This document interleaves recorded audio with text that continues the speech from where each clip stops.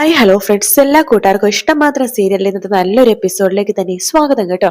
അങ്ങനെ ഇഷിത രാവിലെ തന്നെ കുളിച്ച് ഒരു കപ്പ് ചായയൊക്കെ ഇട്ട് മഹേഷിന്റെ അടുത്തേക്ക് വരികയാണ്. മഹേഷ് എന്തൊക്കെയോ ആലോചിച്ചുകൊണ്ടിരിക്കുക കേട്ടോ. മഹേഷ് ഇന്ന ചായ എന്ന് പറഞ്ഞ് കൊടുക്കാണ്. മഹേഷിന്റെ മുഖത്തേക്ക് ഇഷിതയ്ക്ക് നാണത്തോടെ നിൽക്കുമ്പോ എന്താണോ തനിക്കെന്തൊരു നാണം? ഏയ് ഒന്നുമില്ല, ഇന്നലെ രാത്രി എനിക്ക് എന്താ സംഭവിച്ചത് എനിക്കൊന്നും മനസ്സിലാവുന്നില്ല എന്ന് പറയുമ്പോ അതാണോ? അത് സംഭവിച്ചെന്താന്ന് തനിക്കറിയില്ലേ? താനെ ഇപ്പൊ മഹേഷിന്റെ ഭാര്യ മാത്രല്ല, മഹേഷിന്റെ ശരീരത്തിന്റെ ഉടമയും കൂടിയായി. ഇഷിതയുടെ ശരീരത്തിന്റെ ഉടമ ഞാനുമായി. ഈ മഹേഷ് എന്തൊക്കെയാ പറഞ്ഞത്? ഞാൻ പറഞ്ഞത് സത്യമല്ലേ? ഇന്നലെ വരെ നമ്മളും ഭാര്യ ഭർത്താക്കന്മാരായിരുന്നു എന്ന് പറച്ചില് മാത്രമേ ഉണ്ടായുള്ളൂ. ഇന്നലെ രാത്രി മുതൽ നമ്മൾ ശരിക്കും ഭാര്യ ഭർത്താക്കന്മാരായി എന്ന് പറയാണ്. ഇഷിത അവിടെ നിന്ന് എഴുന്നേറ്റ് മിററിൽ നോക്കിയിട്ട് ഒരു പൊട്ടക വെക്കുന്നുണ്ട്. ശേഷം മഹേഷിന്റെ അടുത്തേക്ക് വരുവാണ്. എന്നാലും ഇന്നലെ കാണിച്ചത് കുറച്ചൊരു അതിക്രമമായി പോയോ എന്നെനിക്കൊരു സംശയമുണ്ട് എന്ന് പറയുമ്പോ, എന്ത് സംശയം? അങ്ങനെ ഒന്നുമില്ല. എനിക്കിപ്പോ താൻ പറഞ്ഞല്ലേ എഴുന്നേറ്റ് നടക്കാൻ വരാൻ തയ്യാറാണെന്ന് പറയാണ്. എന്തായാലും എനിക്കിപ്പോ ഒരു ആഗ്രഹമൊക്കെ തോന്നുക മഹേഷ് എന്ന് പറയാണ്. ആഗ്രഹമോ? എന്താഗ്രഹം? അത് മഹേഷിനെ അറിയാലോ, ഒരു കുഞ്ഞെന്ന ആഗ്രഹം അതെന്റെ ഉള്ളിൽ നന്നായിട്ടുണ്ട്. പിന്നെ ഞാൻ ആ ഡോക്ടറുടെ ട്രീറ്റ്മെന്റ് എടുത്തപ്പോ പ്രഗ്നന്റ് ആകാൻ ഒരു കുഴപ്പമില്ലെന്ന് ഡോക്ടർ പറഞ്ഞെങ്കിലും അത് എത്രമാത്രം സത്യമാണെന്നുള്ള കാര്യം നമുക്കറിയില്ലല്ലോ. ഞാനാണെങ്കിൽ ചിപ്പിക്ക് വാക്ക് കൊടുത്തിട്ടുണ്ട്, ഒരു കുഞ്ഞിന് ചിപ്പിക്ക് നമുക്ക് ഉണ്ടാകുമെന്നൊരു വാക്ക് ഞാൻ കൊടുത്തിട്ടുണ്ട്. പിന്നെ അത് മാത്രല്ല, എന്റെ അച്ഛന്റെ അമ്മയുടെ ഒരു ആഗ്രഹമാണ് ഒരു കുഞ്ഞെന്നുള്ളൊരു ആഗ്രഹം. അവരുടെ ആഗ്രഹം സാധിച്ചു കൊടുക്കണം എന്ന് പറയുമ്പോ മഹേഷ് പറഞ്ഞു, എടോ ഇതിപ്പോ നമ്മുടെ ആഗ്രഹം കൂടിയിട്ടാണ്, തന്റെ ആഗ്രഹമാണെന്ന് താൻ പറഞ്ഞു. മഹേഷ് ആയിട്ടുള്ള ഞാൻ എന്ന് പറഞ്ഞ വ്യക്തിക്ക് അങ്ങനത്തെ ഒരു ആഗ്രഹം ഇതിനു മുമ്പ് അങ്ങനെ തോന്നിയിട്ടില്ല. പക്ഷെ ഇനി മുതൽ തോന്നുന്നുണ്ട്. എനിക്കും ആ ഒരു ആഗ്രഹമുണ്ട്. ആ ആഗ്രഹത്തിന് വേണ്ടി തന്റെ കൂടെ ഞാൻ നിൽക്കോടോ. ഞാനൊന്ന് എഴുന്നേറ്റ് നടക്കട്ടെ, തന്റെ കൂടെ അല്ല തന്റെ മുമ്പിൽ ഞാൻ നടക്കും ഈ ഒരു ആഗ്രഹത്തിന് വേണ്ടിയിട്ട് എന്ന് പറയാണ്. ഇഷിത പറയണ്ട്, എനിക്ക് ഒരു കുഞ്ഞിനെ എന്തായാലും വേണം മഹേഷ്, അത്രക്ക് ആഗ്രഹിക്കുന്നുണ്ട് ഞാൻ എന്ന് പറയണം. എടോ തീർച്ചയായിട്ടും നമ്മൾ തീവ്രമായിട്ട് ആഗ്രഹിച്ച അത് നടക്കുമെന്ന് പറയാറില്ലേ, അത് തീർച്ചയായിട്ടും നടക്കോടോ എന്ന് പറഞ്ഞിട്ട് ഇഷിത മഹേഷിനെ ചേർത്ത് പിടിക്കാട്ടോ. ശേഷം ഇഷിത അവിടുന്ന് പുറത്തേക്ക് ഇറങ്ങുന്നുണ്ട്. പുറത്തേക്ക് ഇറങ്ങുമ്പോഴേക്കും ചിപ്പി ഇഷിതയുടെ മുഖത്തേക്ക് നോക്കാണ്. ആഹാ, അമ്മ ഇന്ന് കാണാൻ കൂടുതൽ സുന്ദരിയായിട്ടുണ്ടല്ലോ. ആണോ? അതെന്റെ മോൾക്ക് വെറുതെ തോന്നുമായിരിക്കും. ഇല്ലെന്നേ, ഞാൻ എന്നും അമ്മനെ കാണുന്നതല്ലേ, ഇന്ന് കാണാൻ കുറച്ചുകൂടി നല്ല സുന്ദരിയായിട്ടുണ്ട്. അതെ, മോൾക്ക് എന്നോടുള്ള ഇഷ്ടം കൂടി കൂടി വരുന്നോണ്ട് തോന്നുന്നതാണ് എന്ന് പറയാണ്. അപ്പോ ഇഷിത ചോദിക്കും, അല്ല മോളുടെ ഹോംവർക്ക് ഒക്കെ എഴുതി കഴിഞ്ഞു? കഴിഞ്ഞു. സ്കൂളിലെ ഇന്ന് അമ്മ കൊണ്ടേ ആക്കാട്ടോ. താങ്ക് യു അമ്മേ എന്ന് പറയാണ് ചിപ്പി. ഇഷിത ചിപ്പിനെ വിളിച്ചിട്ട് ഇങ്ങനെ ചെറുതായിട്ട് ഡാൻസ് ഒക്കെ ചെയ്യുന്നുണ്ട് കേട്ടോ. അത് കണ്ട് മഞ്ജു അവിടെ നിൽക്കുവാണ്. അവള് കൂടുതൽ സുന്ദരിയായിട്ടുണ്ട് അത്രേ, ഡാൻസ് ചെയ്യുന്നു, സന്തോഷിക്കുന്നു എന്നൊക്കെ പറയുന്നുണ്ട്. ശേഷം ഇഷിത അടുത്തോട്ട് പോകുമ്പോഴേക്കും മഞ്ജുമ ചോദിക്കുന്നുണ്ട്, എന്താടി നിനക്കിന്ന് ഇത്ര ഇളക്കം? അതെന്താന്ന് മഞ്ജുമ ചേച്ചിക്ക് അറിയില്ലേ? അത് മറ്റാർക്കും അറിയില്ലെങ്കിലും മഞ്ജുമ ചേച്ചിക്ക് അറിയായിരിക്കുമല്ലോ.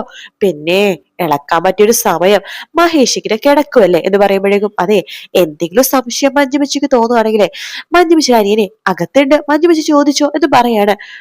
പിന്നെ വേറൊരു കാര്യം മഞ്ജുമച്ചിയുടെ അറിവിലായിട്ട് ഞാൻ പറയാം. ഇന്നലെ നടക്കേണ്ടത് എന്തായിരുന്നു അതൊക്കെ നടന്നു. പിന്നെ അവനിങ്ങനെ കിടപ്പ് കിടക്കുമ്പോഴോ, അതെ അങ്ങനെ തന്നെയാ നടന്നത് എന്ന് പറയാണ്. ഈ മഞ്ജുവ പറയണ്ട്, പിന്നെ ഞങ്ങൾ അത് വിശ്വസിച്ചു തന്നെ, ഞങ്ങൾ അത് വിശ്വസിക്കണമെങ്കിൽ നീ ഒരു അമ്മയാവണം. നിനക്ക് അതിനുള്ള കഴിവുണ്ടോ ഇല്ലയോ എന്ന് പോലും ഞങ്ങൾക്കറിയില്ല, പിന്നെയല്ലേ വിശ്വസിക്കാൻ പോണത്. ഈ കാര്യത്തിൽ നിന്റെ വീട്ടുകാർ പോലും നിന്നെ വിശ്വസിക്കുന്നില്ലല്ലോ. നിനക്ക് ഒരു അമ്മയാവാൻ ഒരു യോഗമൊക്കെ വേണം, ആ യോഗയെ നിനക്കില്ല എന്ന് മഞ്ജുവ പറയുമ്പോ ഇഷിത പറയട്ടെ, അതെ മഞ്ജുമ ചേച്ചി ഞാനൊരു കാര്യം ചോദിച്ചോട്ടെ, മഞ്ജുമ ചേച്ചി എന്തിനാ ഇവിടെ ഇങ്ങനെ നിൽക്കണത്? അതെ ഇത് എന്റെ അമ്മയും അച്ഛനും അതുപോലെ തന്നെ എന്റെ ആങ്ങളെയൊക്കെ താമസിക്കുന്ന വീടാണ് എന്ന് പറയാണ്. അതെ, മഞ്ജുമ ചേച്ചിയുടെ കുറവ് എന്താന്ന് മഞ്ജുമ ചേച്ചിക്ക് അറിയാവോ? ആ കുറവൊക്കെ മറന്നിട്ട് എന്നെ കുറ്റപ്പെടുത്താൻ നോക്കുന്നത് എന്തിനാണ്? ആദ്യം സ്വന്തം കുറവുകളൊക്കെ നികത്താൻ നോക്ക്. അല്ല, സ്വന്തമായിട്ടൊരു കുറവുകളൊക്കെ ഉണ്ടല്ലോ അല്ലെ, ആ കുറവ് നികത്തിയിട്ട് എന്റെ അടുത്ത് വന്നാൽ മതി. പിന്നെ മഞ്ജുമ ചേച്ചി ചോദിച്ചല്ലോ ഒരു കുഞ്ഞുണ്ടായാലും വിശ്വസിക്കുള്ളൂ. അതെ, ഉടനെ കേൾക്കാൻ പറ്റും.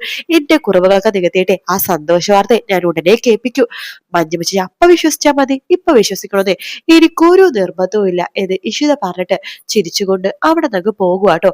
ഇഷിത പോയി കഴിയുമ്പോഴേക്കും വേഗം തന്നെ ചിപ്പി മഞ്ജുമയുടെ അടുത്തേക്ക് വരുന്നുണ്ട്. അപ്പ എന്തിനാ എന്റെ അമ്മേനെ എപ്പോഴും ഇങ്ങനെ കുറ്റപ്പെടുത്തുന്നത്? അപ്പനെ എന്റെ അമ്മ എന്ത് ദ്രോഹ ചെയ്തത്? നിന്റെ അമ്മയോ എവിടെന്നോ കേറി വന്ന അവള് എങ്ങനെയാണ് നിന്റെ അമ്മയാവുന്നത്? നിന്റെ അമ്മയും അമ്മയൊക്കെ അവളാ ആ രചന. നീ ആദ്യനെ കണ്ടു പഠിക്കടി. എന്തൊക്കെ അവസ്ഥ വന്നാലും അവന്റെ മമ്മീനെ വിടില്ല. പക്ഷെ നീ എന്ത് സ്വഭാവോടി എവിടെന്നോ കേറി വന്നോടെ അമ്മ എന്ന് പറഞ്ഞ് തലയിൽ വെച്ചിരിക്കുക എന്ന് പറയാണ്. മഞ്ജുമ അപ്പക്ക് എന്താ? മഞ്ജുമ അപ്പക്ക് ഇവിടുന്ന് ഇറങ്ങി പോയിക്കൂടെ? പോടി, ഇത് എന്റെ വീടും കൂടിട്ടാ, എന്റെ അമ്മ അച്ഛനും നിൽക്കുന്ന വീടാ എന്നൊക്കെ മഞ്ജുമ പറയാണ്. ചിപ്പി പറയുന്നുണ്ട്, അതെ ഇതെന്റെ ഡാഡിയുടെ വീടാ, ഈ വീട്ടിൽ നിന്ന് മഞ്ജുമക്കൊക്കെ അപ്പക്ക് ഇറങ്ങി പോയിക്കൂടെ എന്നൊക്കെ ചോദിക്കാണ്. അവൾ എന്നോട് ഇറങ്ങി പോകാൻ പറഞ്ഞിരിക്കുന്നു, പോടി എന്നൊക്കെ മഞ്ജുമ പറയാണ്. ചിപ്പിക്കാണെങ്കിൽ ആകെ ദേഷ്യം വരും കേട്ടോ. ഇഷിത ഫോൺ എടുത്തിട്ട് ബാൽക്കണിയുടെ സൈഡിലേക്ക് പോവാണ്. ശേഷം നമ്മുടെ പ്രിയാമണിനെ വിളിക്കാണ്. പ്രിയാമണി ഫോൺ എടുക്കുന്നുണ്ട്. ഹലോ അമ്മ, എന്ത് ചെയ്യായിരുന്നു? ഞാനൊരേ പണിയിലായിരുന്നു, എന്താണ് എന്ന് ചോദിക്കുമ്പോഴേക്കും, അതെ ഇന്നലെ അമ്മ മഹേഷിനെ കാണാൻ വന്നത് കേട്ടു, ഇനി മഹേഷായിട്ട് ഒരു വഴക്കില്ലെന്നൊക്കെ പറഞ്ഞത് കേട്ടു. അതെ ശരിയാണേ, ഞാൻ ഒരു വഴക്കിനില്ല, ഒരാളുടെ കാര്യത്തിൽ ഇടപെടാനും പോണില്ല. ഞാൻ ഓരോരുത്തരുടെ കാര്യത്തിൽ ഇടപെടുന്നതുകൊണ്ടാണല്ലോ മറ്റുള്ളവർക്കൊക്കെ പ്രശ്നം. അതുകൊണ്ട് ഞാൻ ഇനി ഒരാളുടെ കാര്യത്തിൽ ഇടപെടാൻ പോകുന്നില്ലെന്ന് അങ്ങ് തീരുമാനിച്ചു. അതിലൊരു പരിഭവം ഉണ്ടല്ലോ പ്രിയാമണി, എനിക്കൊരു പരിഭവമില്ല. നിങ്ങൾ ഭാര്യയും ഭർത്താവും നിങ്ങളുടെ കുടുംബം നിങ്ങളുടെ ഇഷ്ടമുള്ളതുപോലെ ജീവിച്ചോ, ഞാൻ ഇനി അതിന്റെ ഇടയിൽ കയറാനൊന്നും വരുന്നില്ല. അപ്പോഴേക്കും നമ്മുടെ മാഷ് അങ്ങോട്ടേക്ക് വരുന്നുണ്ട്. ആരാ? മോള എന്ന് പറഞ്ഞിട്ട് ലൗഡ് സ്പീക്കർ ഇടാണ്. അപ്പൊ ഇഷിത പറയുന്നുണ്ട്, എന്റെ അമ്മയുടെ പരിഭവമൊക്കെ മാറ്റേണ്ട സമയം കേട്ടോ. നീ എന്താ പറഞ്ഞു വരുന്നത്? അതെ മഹേഷ് നല്ലൊരു ഭർത്താവാണെന്ന് തെളിയിച്ചു എന്ന് പറയാണ്. ഹേ, അതിന് അവൻ നല്ലൊരു ഭർത്താവാണല്ലോ, കുഴപ്പങ്ങളൊക്കെ നിന്റെ കയ്യിലല്ലേ. അവൻ നിന്നോട് ശരിക്കും പ്രണയവും കാര്യങ്ങളൊക്കെ ഉണ്ടെന്ന് എനിക്ക് നന്നായിട്ട് അറിയാം. നീയാണ് ഒട്ടും അടുക്കാത്തതെന്നും എനിക്കറിയാം. അതെ, അമ്മയ്ക്ക് ഞാൻ എങ്ങനെയാ പറഞ്ഞ് മനസ്സിലാക്കാം? അമ്മയെ മഹേഷേ ഇന്നലെ രാത്രി നല്ലൊരു ഭർത്താവെന്ന് തെളിയിച്ചൂന്ന് അത് പറയുമ്പോഴേക്കും, ഓ ഈ പെണ്ണിനൊരു കാര്യം, അതന്നെയല്ലേ ഞാൻ പറഞ്ഞത്. അവനെ അപ്പോഴേക്കും മാഷിനെ മനസ്സിലാട്ടെ. മാഷോ ഇവളുടെ ഒരു കാര്യം എന്നിങ്ങനെ മനസ്സിലിങ്ങനെ വിചാരിക്കുന്നുണ്ട്. പ്രിയാമണി വീണ്ടും വീണ്ടും പറയണം, അതന്നെയല്ലേ ഞാൻ പറഞ്ഞത്, നീയും മഹേഷും അങ്ങനെ തന്നെയാണ് സ്നേഹത്തോടെ ജീവിക്കണമെന്ന് അറിയാം. പിന്നെ വേറൊന്നും ഇല്ലെന്നല്ലേ ഞാൻ പറഞ്ഞോളൂ. ഈ അമ്മയുടെ ഒരു കാര്യം അമ്മയുടെ തന്നെ ഒന്നും പറയുന്നില്ല എന്ന് പറഞ്ഞിട്ട് ഇഷിത ഫോം വെക്കാണ്. ശേഷം ഇഷിത മനസ്സിൽ വിചാരിക്കണം, പക്ഷെ ഈ അമ്മയുടെ എങ്ങനെയൊക്കെയാ ഈ കാര്യങ്ങളൊക്കെ ഓപ്പൺ ആയിട്ട് പറയാം, അമ്മക്കാണെങ്കിൽ ഒന്നും മനസ്സിലാവുന്നില്ല. നാണക്കേട്, ഇനി അമ്മ എന്ത് പറയാ എന്നൊക്കെ പറഞ്ഞിട്ട് ഇഷിത നാണത്തോടെ ഇങ്ങനെ നിൽക്കാട്ടോ. മാഷ് പ്രിയാമണി പറഞ്ഞ, എന്റെ പ്രിയാമണി അവള് പറഞ്ഞതിന്റെ അർത്ഥം തനിക്ക് മനസ്സിലായില്ലേടോ?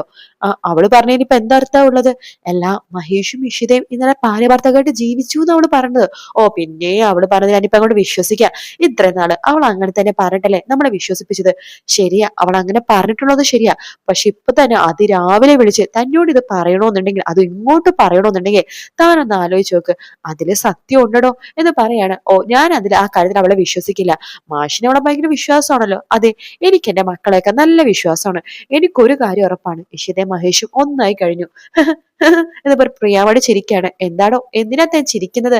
അല്ല, മഹേഷ് മര്യാദക്ക് നടക്കുന്ന സമയത്തൊന്നും നടന്നിട്ടില്ല, പിന്നെയല്ലേ ഈ കിടന്ന കിടപ്പിൽ നടക്കാൻ പോകുന്നത്. ഒന്ന് പോ മാഷെ, കിടന്ന കിടപ്പിൽ എന്ത് നടക്കാനാണ് എന്ന് പറയുമ്പോഴേക്കോ പറഞ്ഞിട്ട് പ്രിയാമണി അവിടെ നിന്ന് പോവാട്ടോ. മാഷ് ചിരിക്കാണ്. ഇയാളുടെ ഒരു കാര്യം, ഇയാള് ശരിക്കൊരു പൊട്ടി തന്നെ എന്നൊക്കെ ഞാൻ വിചാരിക്കുന്നുണ്ട് കേട്ടോ. അതിനുശേഷം കാണിക്കുന്ന ചിപ്പിനെയാണ്. ചിപ്പി മഹേഷിന്റെ അടുത്തേക്ക് പോകുന്നുണ്ട്.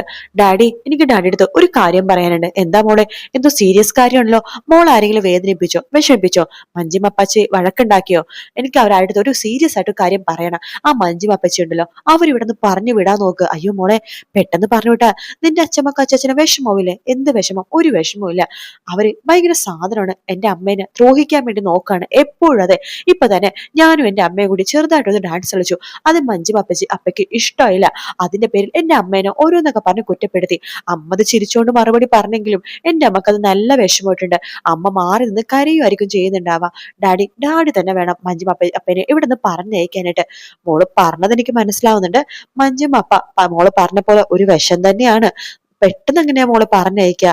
പതുക്കെ പതുക്കെ ഒരു അവസരം ഉണ്ടാക്കി ഡാഡി തന്നെ പറഞ്ഞേക്കാം. എത്ര പെട്ടെന്ന് വേണം ഡാഡി, അല്ലെങ്കിൽ എന്റെ അമ്മക്ക് ആകെ വിഷമം. അമ്മ ഇവിടുന്ന് പോകേണ്ടി വരും. അതിനേക്കാൾ നല്ലത് മഞ്ജുമാപ്പ ഇവിടുന്ന് പോകുന്നതാ. മഞ്ജുമാപ്പ പോയി കഴിഞ്ഞാൽ ഇവിടെ ഭയങ്കര സമാധാനവും സന്തോഷമായിരിക്കും. ശരി മോള് പറഞ്ഞത് ഞാൻ കാര്യത്തിൽ തന്നെ എടുക്കാം. ഞാൻ എന്തായാലും അതിനെക്കുറിച്ചൊന്ന് ശരിക്കും ആലോചിച്ചിട്ട് മഞ്ജുമാപ്പനെ ഇവിടെ പുറത്താക്കാൻ പറ്റുന്ന എന്തെങ്കിലുമൊക്കെ ഒരു കാര്യം ഉണ്ടോ നോക്കട്ടെ എന്നൊക്കെ മഹേഷ് ചിപ്പിക്ക് വാക്ക് കൊടുക്കാട്ടോ. അതിനുശേഷം കാണിക്കുന്നത് നമ്മുടെ മാഷിനെയും പ്രിയാമണിനെയാണ്. അവരോരോന്നൊക്കെ സംസാരിച്ചുകൊണ്ടിരിക്കുന്ന സമയത്ത് അവിടേക്ക് സുചിത്ര വരുന്നുണ്ട് കേട്ടോ. സുചിത്രയുടെ അടുത്ത് പ്രിയാമണി ചോദിക്കുന്നുണ്ട്, സുചി, നീ വിനോദിനെ കണ്ടിരുന്നോ? കണ്ടിരുന്നു. ഇവിടെ നടന്ന കാര്യങ്ങളൊക്കെ നീ പറഞ്ഞോ? പറഞ്ഞു. വിനോദിന് ഭയങ്കര വിഷമമായി. മഹേഷേട്ടന് ആക്സിഡന്റ് പറ്റിയെന്ന് പറഞ്ഞപ്പോ വിനോദ് പൊട്ടിക്കരഞ്ഞില്ലെന്നേ ഉള്ളൂ, തിരിഞ്ഞു നിന്ന് കരയുമായിരുന്നു എന്ന് പറയാണ്. ആ സമയത്ത് മാഷി പറയണ്ടേ, എന്ത് പറയാനോ, ഓരോരോ നിമിത്തങ്ങൾ ഇങ്ങനെയൊക്കെയല്ലേ വരുന്നത് എന്ന് പറയുമ്പോഴേക്കും എല്ലാത്തിനും കാരണക്കാരി ഞാനാ ഇളയച്ച, എന്റെ ഭാഗ്യദോഷം കൊണ്ടിട്ടാ വിനോദ് ജയിലിൽ കിടക്കുന്നത്. അപ്പോൾ മാഷി പറയണ്ട, മോള് പറയുന്നു മോളുടെ ഭാഗ്യദോഷം കൊണ്ടിട്ടാണെന്ന്. അതുപോലെ തന്നെ പ്രിയാമണി പറയുന്നു ഇഷിതയുടെ ഭാഗ്യദോഷം കൊണ്ടാണ് മഹേഷ് കിടന്നുപോയെന്ന്. അങ്ങനൊന്നും വിചാരിക്കല്ലേ. മനുഷ്യർക്ക് ഓരോരോ അപകടങ്ങളും സന്തോഷങ്ങളും സങ്കടങ്ങളും വരാൻ ഓരോരോ കാരണങ്ങൾ ഉണ്ടാവും. അത് ആരുടെയും കുഴപ്പം കൊണ്ടിട്ടല്ല. പേരിൽ എന്റെ മോള് ഇനി വിഷമിക്കൊന്നും വേണ്ട എന്ന് പറയാണ്. പ്രിയാമണി പറയണ്ട്, മോളെ ഞാൻ മോളെടുത്ത് കുറച്ച് നാളായിട്ട് ഞാനും മാഷും ഒരു കാര്യം പറയാൻ വേണ്ടി ആഗ്രഹിക്കുന്നു. എന്താ ഇളയമ്മേ? ഞാനാണെങ്കിൽ ആ ആതിരയുടെ അടുത്ത് പല പ്രാവശ്യം പോയി. അവരാണെങ്കിൽ കാണാൻ പോലും സാധിച്ചില്ല. അവര് വീട് എത്തോ കിട്ടിയ വിലക്ക് വിറ്റു എന്നൊക്കെയാ പറയണത് കേട്ടത്. ഇനി വിനോദിനെ എങ്ങനെ രക്ഷപ്പെടുത്തുമെന്ന് പോലും എനിക്കറിയില്ല. മാഷ് പറയണ്ട്, മഹേഷ് ഉണ്ടെങ്കിൽ എന്തെങ്കിലുമൊക്കെ ഇതുണ്ടാക്കി വിനോദിനെ രക്ഷപ്പെടുത്തിയാനെ. ആ ആതിരയെ കാണാൻ പോയ സമയത്താണല്ലോ ആക്സിഡന്റ് സംഭവിച്ചത്. എന്ത് പറയാനാ? അപ്പൊ പ്രിയാമണി പറയണ്ട, അതേ മോളെ എനിക്ക് മോളോട് ഒരു കാര്യം പറയണ്ടേ. വിനോദിന്റെ കാര്യം ഇപ്പൊ ഇങ്ങനെയൊക്കെയാണല്ലോ, മഹേഷിന് പോലും അവനെ പുറത്തെടുക്കാൻ സാധിക്കുന്നില്ല. മോളെ നിനക്ക് പ്രായം കൂടി കൂടി വരുവാണ്. ഇനി വിനോദിനെ നോക്കിയിരിക്കേണ്ട ആവശ്യമുണ്ടോ? ഇളയമ്മ എന്തീ പറയണത്? അതെ, ഞാൻ പറഞ്ഞത് കാര്യം തന്നെയാ മോളെ. നല്ലൊരു ബന്ധം വരുവാണെങ്കിൽ, നല്ലൊരു വിവാഹാലോചന വരുവാണെങ്കിൽ നീ അതിനെ സമ്മതിക്കണം. ഇനി വിനോദിനെ ആലോചിച്ചിരുന്നിട്ട് നീ സമയം കളയരുത്. നിന്റെ പ്രായം കടന്നു പോയിക്കൊണ്ടിരിക്കുകയാണ്. മാഷി പറയണ്ട, അതേ മോളെ എനിക്കും അതന്നെയാ പറയാനുള്ളത്. നോക്ക്, വിനോദിനെ ഇനി ശരിയാണ്, നീ ശരിക്കും സ്നേഹിച്ചിട്ടൊക്കെ ഉണ്ട്. പക്ഷെ ഇനി അവൻ എപ്പോ ഇറങ്ങും? നിന്റെ ജീവിതം ഇങ്ങനെ പോണ കാണുമ്പോൾ ഞങ്ങൾക്ക് വല്ലാത്ത വിഷമമുണ്ട് മോളെ എന്ന് പറയുമ്പോൾ പ്രിയാമണി പറയണ്ട്, അതെ, അത് മാത്രല്ല, വിനോദ് നിന്നെ മറന്നു ഒരു പ്രാവശ്യം ജീവിക്കാൻ പോയതല്ലേ. അവന്റെ ചേട്ടനെ വേണ്ടിയിട്ടാണെങ്കിലും അവൻ ആ പെൺകുട്ടിനെ അനുവിനെ വിവാഹം കഴിക്കാൻ നിന്നതൊക്കെയല്ലേ. അതെന്താ മോൾ ആലോചിക്കുന്നത്? അപ്പോഴും മോൾ ഇവിടെ തന്നെ ഉണ്ടായിരുന്നല്ലോ അവന്റെ കൺമുമ്പിൽ. എന്നിട്ട് അവൻ അവന്റെ തീരുമാനം മാറിയിട്ട് അവളെ വിവാഹം കഴിക്കാൻ പോയില്ലേ എന്ന് പറയുമ്പോഴേക്കും സുചിത്ര പറയണ്ട്, ഇളയമ്മ ഇളയച്ചനും പറഞ്ഞത് ശരിയാണ്. അന്ന് അങ്ങനത്തെ ഒരു വിവാഹാലോചന വന്നപ്പോ എന്നെ മറന്നിട്ട് തന്നെയാ വിനോദ് ആ വിവാഹത്തിന് സമ്മതിച്ചത്. അത് ശരിയാ. പക്ഷെ ഇപ്പൊ വിനോദിന് അവസ്ഥ വന്നപ്പോ ഞാൻ വിനോദിനെ മറന്ന് വേറൊരു വിവാഹം കഴിക്കണമെന്ന് പറഞ്ഞ ഞാനും വിനോദും തമ്മിൽ എന്ത് വ്യത്യാസമാണ് ഇളയമയുള്ളത്? എനിക്ക് വേണ്ട വിളയമേ, വേറൊരു വിവാഹത്തിനെ കുറിച്ച് എനിക്ക് ആലോചിക്കാനേ പറ്റില്ല എന്ന് പറയുമ്പോൾ മാഷും പ്രിയാമണി പറഞ്ഞ, മോളെ സുജി, നീ എങ്ങനെയെങ്കിലും വിവാഹത്തിന് സമ്മതിച്ചേ പറ്റൂ. നല്ലൊരു വിവാഹം വരുവാണെങ്കിൽ നീ ആ വിവാഹത്തിന് സമ്മതിച്ചേ പറ്റൂ എന്നൊക്കെ പറഞ്ഞ് സുചിത്രനെ നിർബന്ധിക്കുന്ന ഭാഗത്തോടെയാണ് ഇന്നത്തെ എപ്പിസോഡ് തീരുന്നത് കേട്ടോ. നാളത്തെ പ്രൊമോയിൽ കാണിക്കുന്നത് നമ്മുടെ ദേവിക ഡോക്ടറെ ആണെന്നുണ്ടെങ്കിൽ മഹേഷ് ഫോൺ വിളിക്കുന്നുണ്ട്. ഹലോ, ദേവിക ഡോക്ടർ അല്ലേ? അതെ, ദേവികയാണ് എന്ന് പറയുമ്പോ, ഞാൻ മഹേഷ് ചന്ദ്രനാണ്, നമ്മൾ തമ്മിൽ ഇതുവരെ കണ്ടിട്ടില്ല, ഡോക്ടർ ഋഷിതയുടെ ഭർത്താവാണ് എന്ന് പറയുമ്പോ ആകെ ഷോക്ക് അടിച്ച് നിൽക്കാട്ടോ നമ്മുടെ ദേവിക. ആ ഒരു ഭാഗം ഇന്നത്തെ എപ്പിസോഡിന്റെ ലാസ്റ്റ് ഉണ്ടായിരുന്ന ഭാഗം കേട്ടോ. നാളത്തെ പ്രൊമോയില് ദേവിക മഹേഷിനെ കാണാൻ വേണ്ടി വരാൻ വേണ്ടി തീരുമാനിക്കുന്നുണ്ട്.